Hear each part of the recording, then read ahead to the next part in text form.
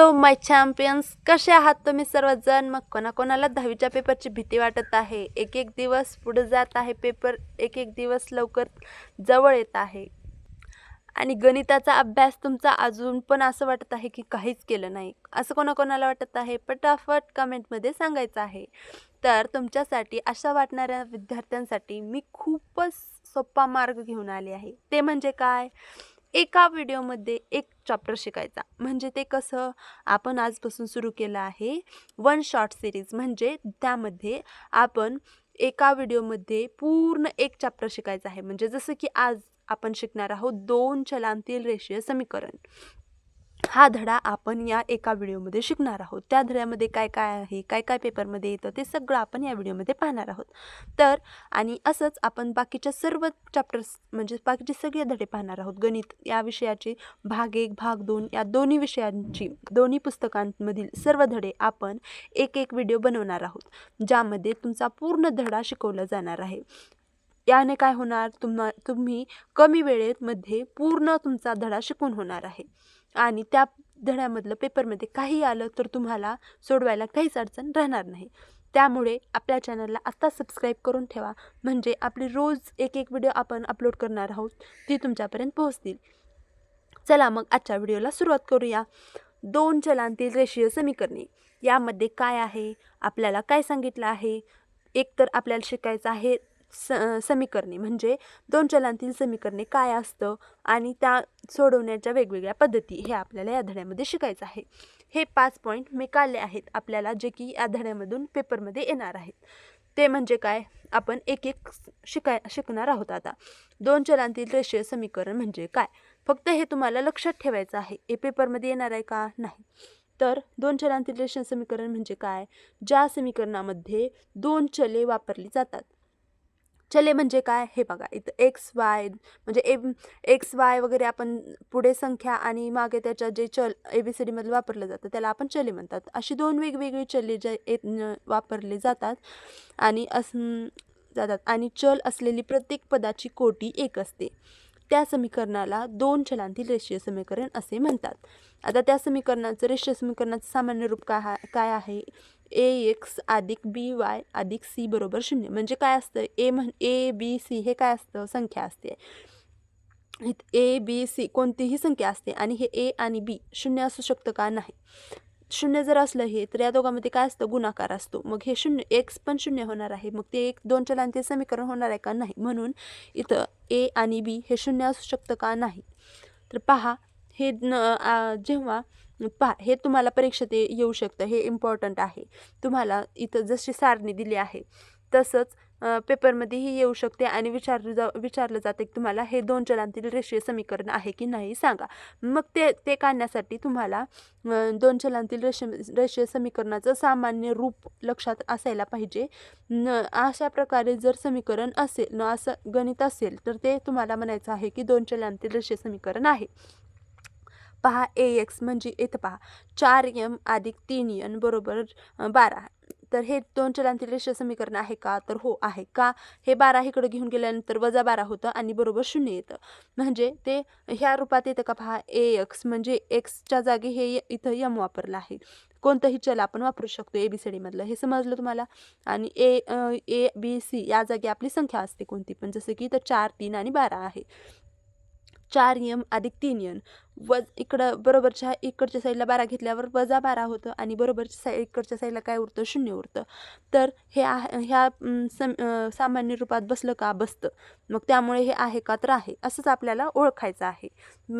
दिलेलं गणित सोडवायचं आहे आणि ओळखायचं आहे की हे 2 चलांतील रेषीय समीकरण आहे की नाही, जसं की इथं दिलं आहे. हे तुम्हाला समजलं? आता पहिला पॉईंट झाला आपला. दुसरा पॉईंट काय आहे? एक सामायिक रेषीय समीकरणे. आता याचा अर्थ काय आणि हे आपण कसं शिकायचं ते पाहूया. चला पहा, एक सामायिक रेषीय समीकरणे म्हणजे काय? जेव्हा आपण 2 चलांतील 2 रेषीय समीकरणांचा, म्हणजे आता पहा, इथं एक समीकरण आहे, इथं एक समीकरण आहे, या दोघाचा एकाच वेळ विचार करत असतो, त्या समीकरणाला एक सामायिक समीकरणे म्हणतात. म्हणजे काय? तर आता या दोघांचा आपल्याला विचार करायचा आहे, म्हणजे या दोघांची उकल काढायची आहे. उकल काढायची म्हणजे काय असतं? तर एक्स आणि वायचं आपल्याला किंमत काढायची असते. ती कशी काढायची? तर त्यासाठी आपल्याला काय करायचं असतं, दोन समीकरणे जी असतात ती अशा प्रकारे लिहायची आहेत. म्हणजे काय करायचं आहे, गणितं दिलेली आहेत त्यांना समीकरण 1 आणि समीकरण 2 असं आपल्याला नाव द्यायचं आहे, जेणेकरून आपल्याला सोडवायला मदत होणार आहे.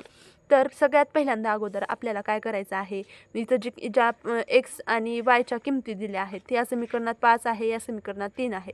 तर या दोघांची आपल्याला बेरीज वजाबाकी करण्यासाठी या दोघांना अगोदर समान करावं लागेल. म्हणजे एक्स आणि इथं पण एक्स आणि एक्सच्या जो गुणाकाराच्या रूपात संख्या दिलेली असते त्या संख्याला आपल्याला सारखं केल्यानंतर इथं बेरीज वजाबाकी आपल्याला करायला सोपं जाणार आहे. मग त्यासाठी काय करायचं आहे, तर समीकरणाच्या दोन्ही बाजूला 3 ने गुणू. म्हणजे पहा, इथं 3 वाय आहे आणि इथं वाय आहे. तर इथं एकदाच वाय आहे, या वायची गुणाकाराची किंमत किती आहे, एकच आहे. इथं 3 आहे. मग याला आपल्याला सारखं करायला सोपं जाणार आहे. जर आपण ह्या समीकरणाला 3 न गुणलं तर इथं 3 वाय येणार आहे. म्हणजे वजा 3 वाय आणि 3 वाय हे कटेल आणि आपल्याला इथं एक्स ही संख्या राहील. तर आपल्याला ह्या दोघांची किंमत काढण्यासाठी एक समीकरण कमी करावं लागेल, म्हणजे एक चल कमी करावं लागेल. म्हणजे एका चलाची आपल्याला किंमत काढायला सोपं जाणार आहे. ते कसं करायचं आहे पहा. या दोघांपैकी कोणत्या पण एक्सची किंवा वायची गुणाकाराच्या स्थानची संख्या सारखी करून घ्यायची आहे. जसं की इथं समीकरण 2ला 3 ने गुणून या दोघांची किंमत सारखी करून घेतली आहे. तर कसं केलं आहे ती 3 ने गुणल्यावर दोन्ही बाजूला 3 ने गुणल्यावर काय येतं, तर पहा 3 त्रिक 9x अधिक 3y बरोबर बेक त्रिक 6. समीकरण 3 आपल्याला मिळालं. आणि हे समीकरण 1. आता काय करायचं आहे, समीकरण 1 व 2 या दोघांची बेरीज करायचं आहे. तर पहा, इथं वजा आहे, इथं अधिक आहे. मग काय, आता इथं बेरीज केल्यानंतर या यांची चिन्ह बदलणार नाहीत. जर वजाबाकी केली आपण तर ह्या सर्वांची खालच्या सर्वांची चिन्ह बदलत असतात. त्यामुळं इथं भिन्न चिन्ह आहे ते डायरेक्ट कटतं. मग ह्याचं चिन्ह बदलायची गरज आहे का, नाही गरज. म्हणून आपण डायरेक्ट काय करायचं आहे, बेरीज करायची आहे. मग बेरीज केल्यानंतर इथं 5 आणि 9 14x राहतं, हे कटतं वजाबाकी केल्यानंतर. आणि 8 अधिक 6 14 राहतं. मग आपल्याला 14 इकडे गेल्यानंतर एक्सची किंमत किती मिळाली, 1. तर आता एक्स बरोबर 1 ही किंमत ह्या आपल्याला वरी 3 समीकरणे जी मिळाली आहेत त्या तिन्हीमध्ये कोणत्या पण समीकरणामध्ये ठेवायची. आणि एक्सची 1 किंमत ठेवल्यानंतर हे आपल्याला वायची किंमत मिळणार आहे वजा 1. मग आपल्याला ह्या दोन्ही समीकरणाची उकल काय मिळाली, एक्स बरोबर 1 वाय बरोबर वजा 1 ही उकल आहे. हीच उकल एक्स वाय अशीही लिहितात. समजलं? असं आपल्याला करायचं आहे. पुस्तकामध्ये आपल्याला उकल काढण्याच्या 2 पद्धती दिल्या आहेत, पण तुम्हाला ही पद्धत सर्वात सोपी पद्धत आहे. एकदा तुम्ही पाहायचे आहे आणि करायचे आहे. काहीच करायचं नाही, फक्त 2 समीकरणे दिलेली असतात, त्या दोन्ही समीकरणांच्या चलांची किंमत सारखी बनवायची, ते गुणाकार करायचा आहे. आणि जर चिन्ह सारखी असतील तर खालच्या समीकरणाची वजाबाकी करायची. म्हणजे इथं या सर्वांची चिन्ह बदलतील. म्हणजे इथं वजाचं अधिक होईल, अधिकचं वजा होईल. म्हणजे इथं अधिक आहे तर वजा होईल, इथं अधिक आहे तर वजा होईल, इथं पण वजा होईल. आणि इथं अधिक असतं तर मग या अधिक वजाची चिन्ह भिन्न झाली असती आणि आपली वजाबाकी झाली असती, हे कटलं असतं.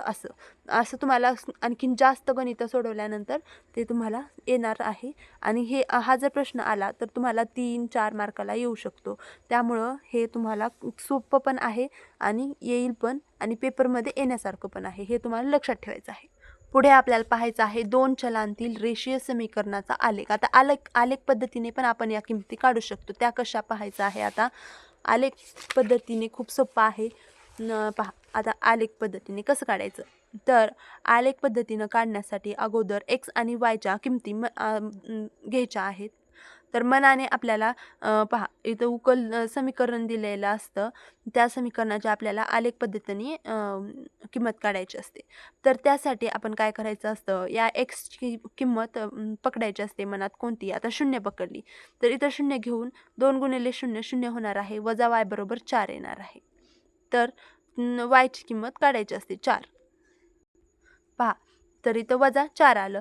तर आता तसंच 2 आपण यावरच्या ज्या एक्सच्या ज्या किमती आहेत त्या मनाने आपण कितीही घेऊ शकतो. 0, 2, 3, -1 असं जसं इथं घेतलं आहे आणि त्यानुसार वायची किंमत काढायची असते. आता इथं 2 वायची किंमत जर एक्सची किंमत 2 घेतली तर बेग 4 वजा वाय.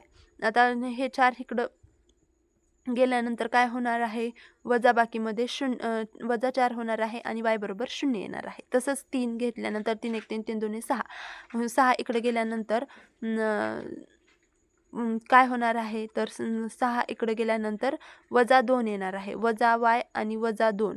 तर पहा वजा वजा अधिक होतं. तर कसं होतं ते, तर पहा इथं आपण कधी पण चलाची जी चल जे असतं त्याला आपण धनमध्ये ठेवायचा प्रयत्न करतो. तर इथं 6 उत्तर आल्यानंतर हे वाय आपण बरोबरच्या इकडच्या साईडला पाठवतो म्हणजे ते अधिकमध्ये होतं आणि हे 4 इकडच्या साईडला पाठवतो म्हणजे ते वजामध्ये होतं आणि 6 वजा 4 वाय बरोबर 2 येतं. तर कधीही वायची चलांची किंमत आपण धनमध्ये ठेवायचा प्रयत्न करायचा. आणि या उकल्या आपल्याला भेटल्या आहेत. त्या हे जे आपल्याला भेटलं आहे 4 किमती भेटलेल्या आहेत एक्स आणि वायच्या, त्या आपल्याला आलेख कागदावर दाखवायच्या आहेत. जसं की इथं 2 अक्ष काढलेले आहेत, वाय अक्ष आणि एक्स अक्ष. तर त्यावर आपल्याला आता एक्सवर एक्सच्या किमती लिहायच्या आहेत. जसं की आता 0 आणि -4 इथं आहे, -4 आणि 0 आहे, एक्स आणि वाय म्हणजे -4. आता ही पहिला टिंब इथं आला. दुसरा आहे 2 आणि 0, हे एक्सची किंमत 2 आहे, हे आलं एक्सची किंमत 2 आणि वायची 0 म्हणजे इथं. 3 आणि 2 आता एक्सची किंमत 3 आहे म्हणजे इथं आणि वायची किंमत 2 आहे, धन 2 आहे म्हणजे वर येणार, इथं येणार. तर आणि जे काही येतं आणि पहा -1 आणि -6 इथं येतं, -1 आणि -6. आता याची आपल्याला रेष मारून घ्यायची आहे. हे झालं आपलं आलेख पद्धतीचं. आलेख पद्धत आल्यावर तुम्हाला एवढंच करायचं आहे पेपरमध्ये. एक्स आणि वायच्या एक्सच्या किमती मनाने घ्यायच्या आहेत, त्याप्रमाणे वायच्या किमती काढायच्या आहेत. ते तुम्हाला पेपरमध्ये लिहून दाखवायचं आहे आणि आलेख दिला जातो तुम्हाला, ज्यावर तुम्हाला हे सगळं आलेख कागदावर रेषा वडायच्या आहेत. 2 एक्स अक्ष आणि वाय अक्ष काढायचा आहे आणि धन आणि ऋण संख्या लिहायच्या आहेत त्यावर आणि प्रमाण लिहायचं आहे. प्रमाण दोन्ही अक्षाचं 1 सेमी बरोबर 1.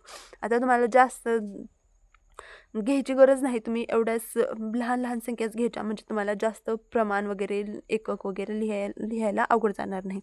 तर अशा प्रकारे तुम्हाला आलेख काढायचा असतो. हे तुम्हाला समजलं. आलेख काढायला काहीच अवघड नाही. एक्स अक्षावरचं आणि वाय अक्षावरचं किंमत घ्यायची आणि तिथं बरोबर टिंब द्यायचं आणि रेष ओढायची. आता पुढे आपल्याला पाहायचं आहे निश्चयक. म्हणजे निश्चयकमध्ये तुम्हाला एकच पद्धत दिली आहे, क्रेमरची पद्धत. इथं पहा निश्चयक. तर निश्चयक याला म्हणतात ABCD. आता इथं आपल्याला समीकरणाचं सामान्य रूप कामाला येणार आहे, जे आपण ABC सामान्य रूपामध्ये होतं. इथं जसं हे ABC हेच आपल्याला इथं लिहायचं आहे अशा प्रकारे ABCD. तर हे कसं आहे ते आपल्याला क्रेमरच्या पद्धतीमधून समजणार आहे. यामध्ये तुम्हाला कोणतं गणित येणार आहे, तर प्रश्न काय येणार आहे पेपरमध्ये, तुम्हाला 2 समीकरणे दिले जातील आणि त्यामध्ये तुम्हाला सांगितलं जाणार आहे की एक्स आणि वायची किंमत काढा क्रेमरच्या पद्धतीने, असा तुम्हाला प्रश्न येणार आहे. हे तुम्हाला कृतीमध्ये येऊ शकतं किंवा 3-4 मार्काला येऊ शकतं हे. तर पहा आता यामध्ये काय करायचं आहे, तुम्हाला यामध्ये थोडे सूत्र आणि थोडं किमती लक्षात ठेवायचं आहे. काही अवघड नाही यामध्ये. ते कसं करायचं आहे ते पाहूया. चला. क्रेमरच्या पद्धतीमध्ये तुम्हाला हे लक्षात ठेवायचं आहे. पहा, आपल्याला क्रेमरच्या पद्धतीमध्ये 2 समीकरणे दिली जातात आणि त्यामध्ये आपल्याला त्या सहगुणांना ABCD असं मानायचं असतं आणि ज्यामध्ये आपल्याला हे 3 सूत्र लक्षात ठेवायचे आहेत आणि हे XY काढण्यासाठी. तर पहा, आपल्याला पहिल्यांदा D काढायचं असतं. D म्हणजे काय असतं, A1 B1 A2 B2. आता A1 B1 A2 B2 काय आहे, तर ते असतं हे पहा, A1 म्हणजे काय, एक्सचा सहगुणक. एक्सच्या पुढे जी संख्या दिलेली असते ती A1 असते. B1 म्हणजे काय, वायचा सहगुणक. वायच्या पुढे जी संख्या दिलेली असते ती B1 असते आणि जी संख्या म्हणजे ज्या संख्येला चल नसतं, जी बरोबरच्या दुसऱ्या साईडला दिलेली असते किंवा बरोबरच्या इकडच्या साईडला दिलेली असते आणि बरोबर 0 केलेलं असतं, जे आपण इकडं आणून त्याचं चिन्ह बदलून लिहू शकतो, तर त्याला आपण C1 म्हणतो.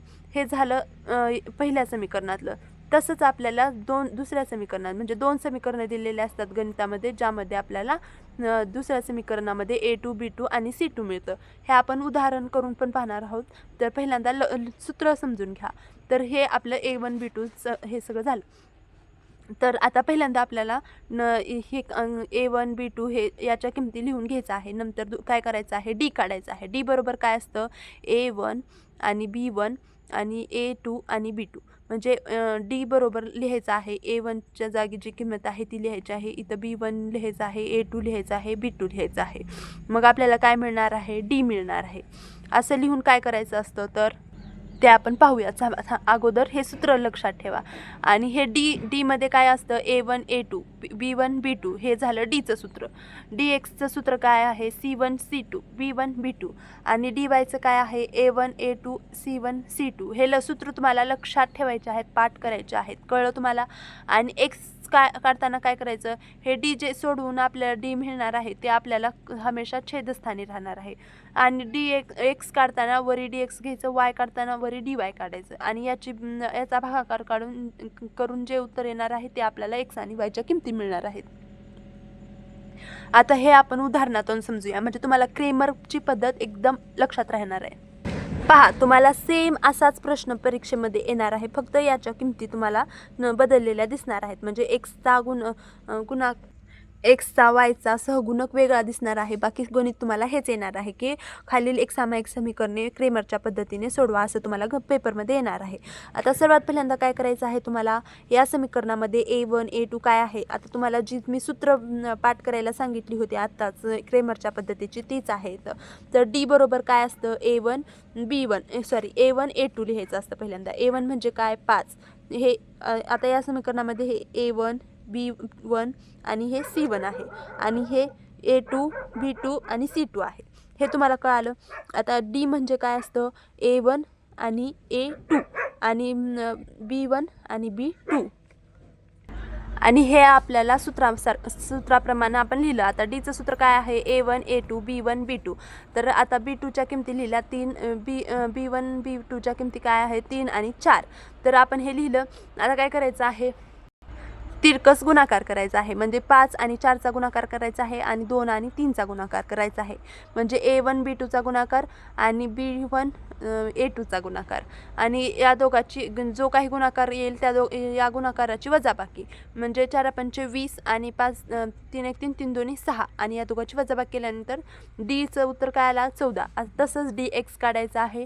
DXचं सूत्र काय आहे, C1 C2 म्हणजे C1 काय आहे -11, C2 काय आहे -10 आणि B1 B2 म्हणजे 3 आणि 4. आता या इथं पण तिरकस गुणाकार करायचा आहे, वजाबाकी करायची आहे. आता सूत्रामध्ये घोळ करायचा नाही. आता भिन्न चिन्हांचा गुणाकार येतो, काय येतो, वजा येतो. तर 11 गुणिले 4 वजा 44 आणि इथं वजाबाकी चिन्ह जसेच तसं आणि वजा 10 गुणिले 3 भिन्न चिन्हांचा गुणाकार वजा येतो 30.